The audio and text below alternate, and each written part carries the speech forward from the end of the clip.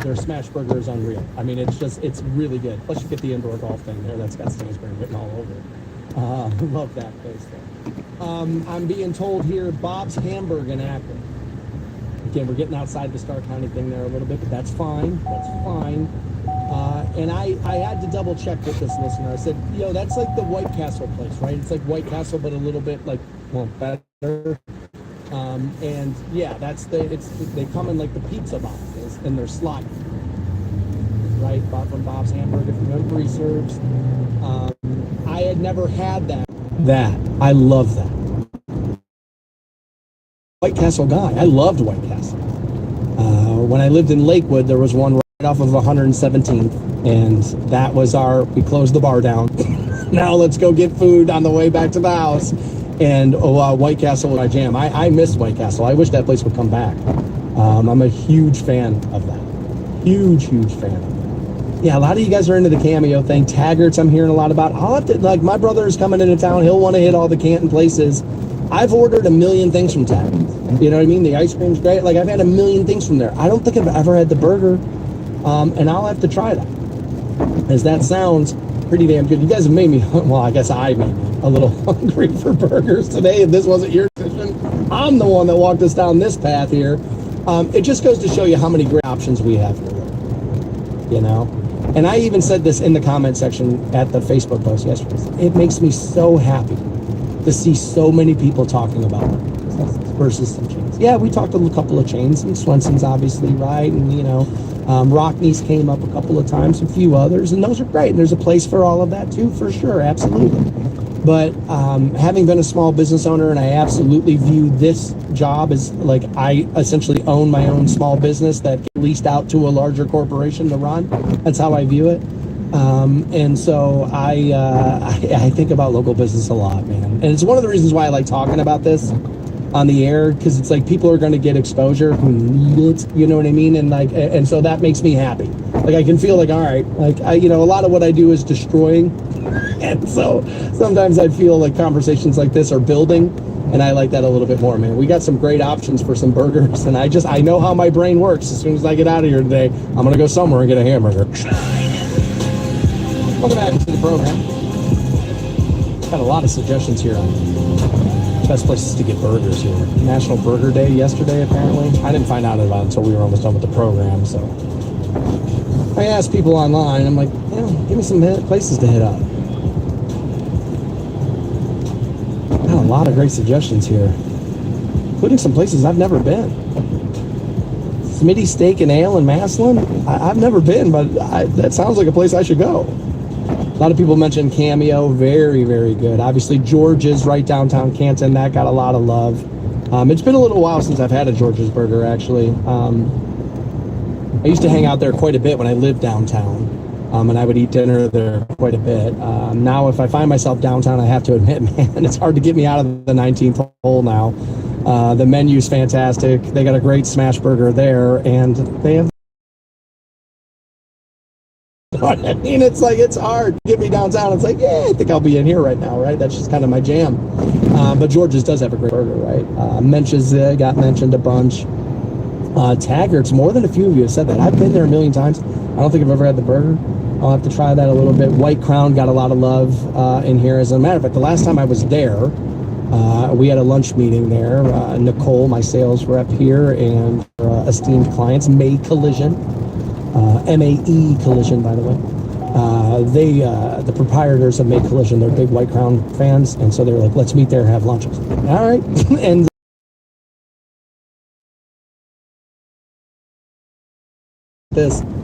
some new lawsuits are coming out over video. Has a court case here, whether that'll be thrown out on its ass. Also, I have not read this story yet either. I only have seen the headline in the program. If you missed any of the conversations today, I would urge you to pick up the podcast. That will get posted shortly. Live again until tomorrow, which will be my final day of the week. Stay safe, be good to one another, enjoy those burgers, and do in fact meet me here tomorrow morning at 6 a.m. for Thursday's program on Rock 106.9. Hopefully you have a great afternoon, and hopefully I'll run into you. R1! Yahoo! Private, put down your phone. Like, that's serving. Welcome to serving. It's just the way it is, right? But a guy, this is not the first guy to come up with this. I'm sure maybe you've seen this before, but I kind of like it.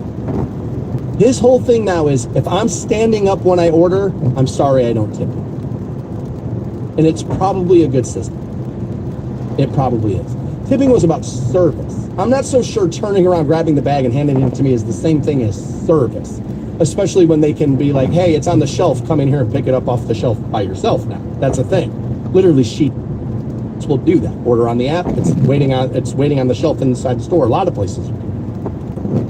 And I think that that's probably right. You start talking about food delivered to the house. I'm tipping you for that. You brought it to me. If there's a reason why I goes into this, it's if you bring it all the way to me. Serving me in a restaurant, you're going back and forth, you're refilling the drinks, we're doing something, there's a job there, I can understand. I understand the tip thing. The one that bothers me now more than anything is your employee list. I haven't talked to a single human being. I'm now checking out and you're asking me to tip in that situation. Tip who? Who am I tipping? The employee you don't have here? The owner? Now, depending on the restaurant, again, people see the word owner, they think owner means rich. It does not mean that. It can mean that. More often than not, it doesn't. The local restaurant owner in your town, if they got one location, they're not loaded. They might be making a living. Oh my God, they made a living! Oh my God! Doesn't that just make them awful? Right? But like, that's kind of what we have done. I don't think the person who owns one, maybe even two locations is loaded. It can be. It can happen. More often, it's closed than me. It is a very tough line of work. Very, very tough. The margins, thin in food. Thin. Absolutely thin. Thinner than people think. Absolutely. But you are being asked to tip too often. And I like this new system. It's like, dude, if I'm standing up on my own 2 feet, I'm not sure that is a tipped situation. We're on Rock 1069. We're online for you at WRQK.com, and at 9 a.m. I'll have New Tour Tuesday for you. Got new stuff from the 21 Pilots, new Sublime, and Stick Figure. Yikes. Also, new stuff from an artist called The Frontmen. That song's called Beatles and Eagles. We'll take a listen to all three of those at 9 a.m. and judge them accordingly. Your judgments be known via the text line, that at 330-450-7625, or use that microphone talkback button on our radio if you listen that way. We are scheduled to talk to Scott from waitingfornextyear.com. I had lined him up yesterday, said, hey man, obviously out over the holiday, are you available Tuesday? We talked this morning, and he had said, look, I do have some scheduling conflicts with you today. I kind of need to be in and out. We normally do, and I told him absolutely I will make all the movement for you. I have not since heard back from him as of yet. I'm wondering if people might not know, Scott has another job outside of waitingfornextyear.com stuff. He's another job. I'm wondering if he wasn't in the hallway at work and somebody said, hey man, can we get your eyes on this, can we get your feeling on this or whatever, and maybe he got pulled into a meeting and hasn't been able to communicate with me as of yet. I'll keep my eye on the phone. If he happens to call in while we're live here in the segment, we would love to have him on. Scott normally gives us some good opinions and some good things he's hearing, in and around all the leagues. Now, I can tell you Boston finds themselves in the NBA Finals after taking care of the Indiana Pacers in 4 straight games. They get a sweep. Dallas can get a sweep this evening against Minnesota if Dallas wins. I think that's bad for the league. I think that Anthony Edwards kid, I think, is good for the NBA. He's plays for Minnesota. Not that he has to win the series or whatnot, but the NBA is kind of looking at the next guy, or looking for the next guy is what I should say. People have been talking about this for, honestly, the last 5-6 years of LeBron's career. Who the hell is it going to be when LeBron retires, right? And it's like every other 60 days or so, you kind of feel like the NBA has it or does not have the guy. For a while, a lot of people thought it was going to be John Morant, and I was one of them. He had an electric play style. He played at the rim. He was, seemed to be a fun guy. And then next thing you know, he started carrying guns in strip clubs and fist fights with teenagers, all kind of crazy stuff. And plenty of people, I don't know if this is true or not, but plenty of people have made the assumption about Ja Morant that he was going to be able to handle being a damn good NBA player. Handling being the face of the league is something completely different. And sometimes it just kind of folds people, right? They're just kind of mentalities, and they can't handle that. I think that's one of those things where you kind of have to take your cap off. Social media stuff, has handled it, I think, a lot better than Mike ever would. I think Mike would have been a nightmare with social media. I think he would have hated every last bit of it. It's just not his style. That's not who he is as a person. It's just not what he's about. But they both handled being the face of the league pretty well. That could be tough. And what I mean by that is they both delivered while being the face of the league. Won a bunch of games, got you to playoff series, won titles, won the thing, right? I know LeBron didn't go 6 for 6, so everybody thinks he sucks, which I think is ridiculous. Also, one of the other things we were going to talk to Scott about is, the NBA and the Cavaliers. As I'm hearing from HoopsWire that the Cavs are going to look at Kenny Atkinson, Terry Stotts, James Borrego, Dave Yorger, and Johnny Bryant. These are all names being listed for the Cavaliers head coaching position. I saw some fans, I don't know how much of this there really was out there, fans were saying, maybe get Rick Pitino. I think I have Scott calling in on the hotline right now. My man, how are you? Doing well, how are you? I'm doing very good, man. It's good to speak with you. I know we're on a time constraint, so I'm going to try to get you in and out as fast as I possibly can. We'll remind everybody that Scott is on loan from waitingfornextyear.com, and he can be found on his X at WFNY Scott. And we're happy to have you after a long holiday weekend. And I was just getting to the Cavs coaching search here. Now, I'm pulling this from HoopsWire. I don't know how much they know or how tied in they are. But, Scott, I'm hearing the names to take over for the Cavs at head coach. They're looking at names like Kenny Atkinson, Terry Stotts, James Borrego, Dave Yorger, and Johnny Bryant are listed in this article. Those are the names that popped out. Is one of those names, do you hear that list and go, oh my God, if they can get this guy, this is what they should go? Does one of those names pop out that much further than the rest of them for you? So, no, not necessarily. Okay. And, I to take a step back, I'm pleased to hear. And fans may, whenever these coaching searches happen, regardless of the sport, the question comes down to, do we try and find the next guy, or do we hire a known commodity, right?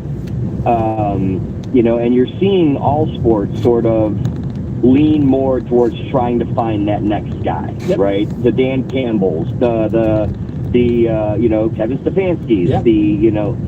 So which is why Jim Schwartz is still with the Browns, right? Like that's not necessarily a bad thing, but. But when you do that, there's not a lot of people out there from a common, fan standpoint, scouting assistant coaches, right? You never. It's always tough to tell how much is they're doing, how much is the head coach is doing, and so forth. But you do start to hear some of these names get really bubbled up, and it's for a reason, right? I think a lot of teams would love Borrego. I think JJ Redick is the hot name that's out there now. Yes. Largely tied to the Lakers. So if I had to pick two, say I'd probably side with Borrego and Atkinson now. But I, I've never spoken to either of them. I don't know much beyond what I've read, and which is available to everyone, right? But those two seem to be the ones gaining the most traction. Yeah, it's interesting. You kind of brought it up a little bit, but the NFL is very different. Like, an NFL fan knows who the offensive and defensive coordinators are. They're celebrities. They're big.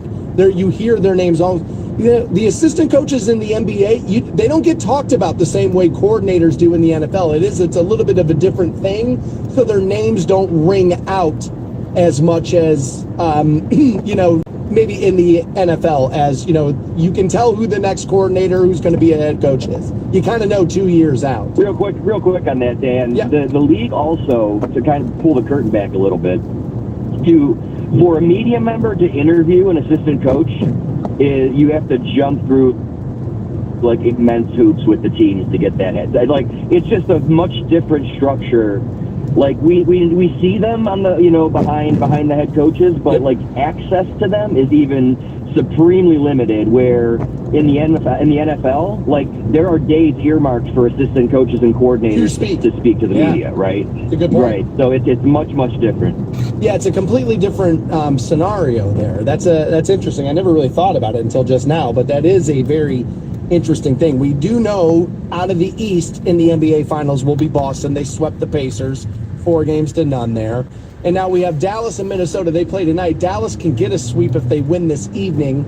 And I think sweeps are mostly bad, especially in this deep into a playoff structure. I don't think it's best for the NBA. I don't think it's what the television networks want at all. I think they would rather see 7-game series. I would imagine that's what they would want. You're more of an NBA diehard than I am. What's your feeling fan-wise on this round of the playoffs in the NBA? You happy with what you're seeing? A little too easy path? What do you make of it?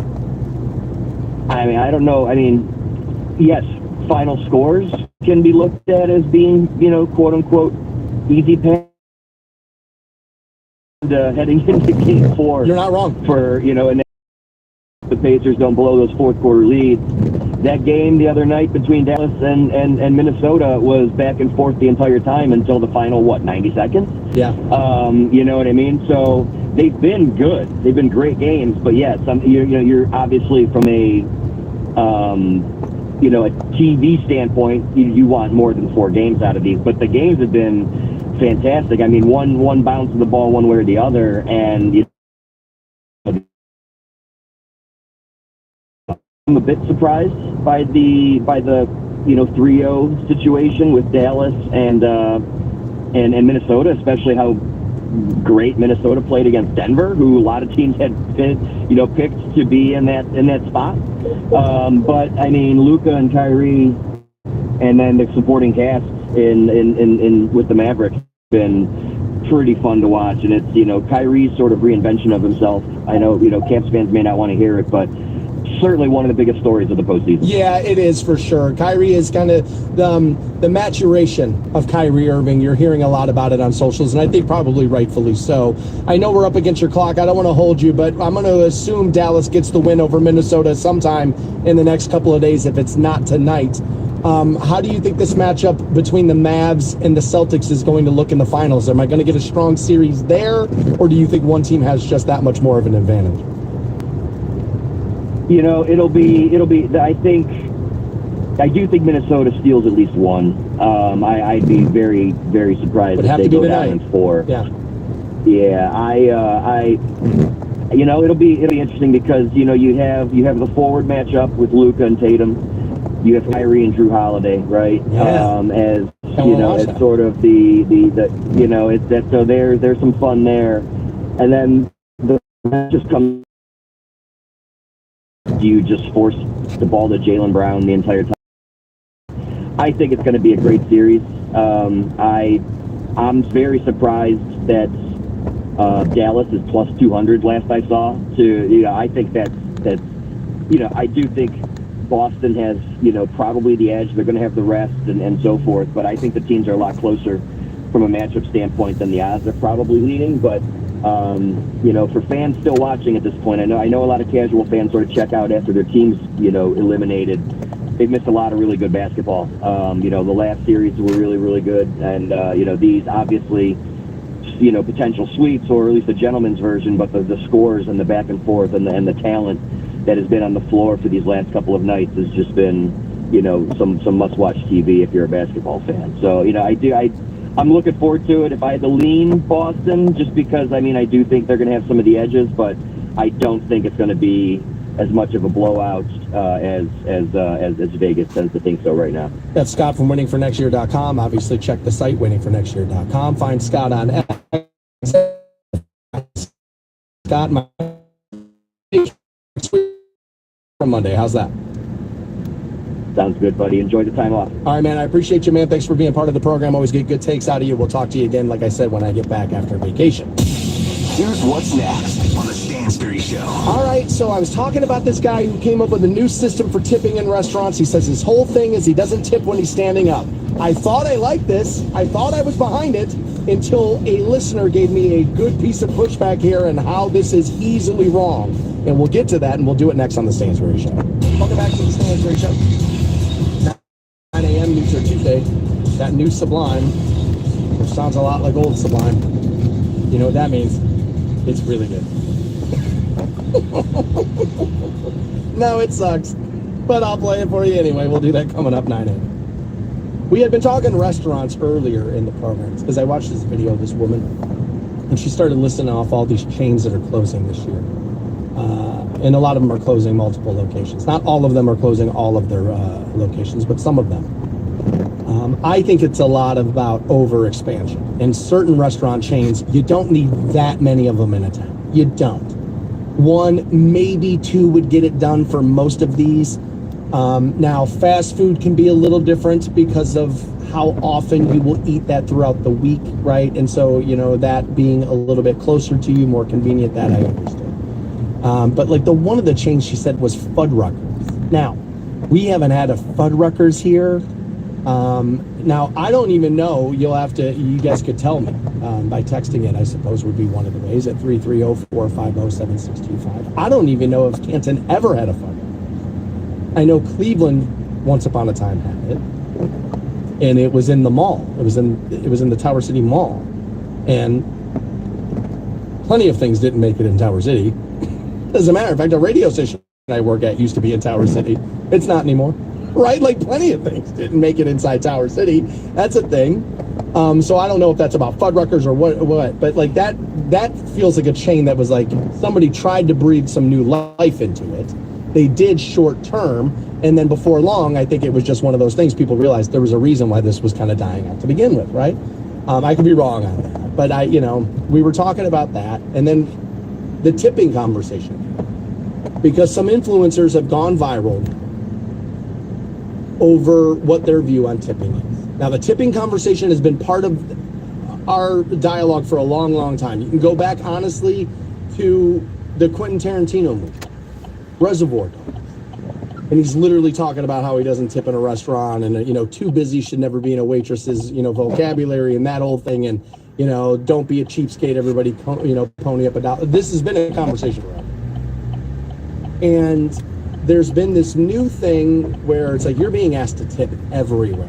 Places that you had never seen tips before. People are asking you to tip. And it's burning consumers out. And so a guy went viral for saying his new plan is this. I refuse to tip if I order standing up.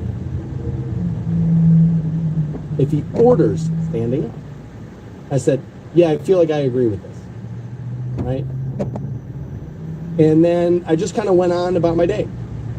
I went to the break, came back, and we had Scott on, right, as per usual. That's usually on Mondays at 8, but we were out yesterday, so today. And I just planned on moving on with my day, honestly.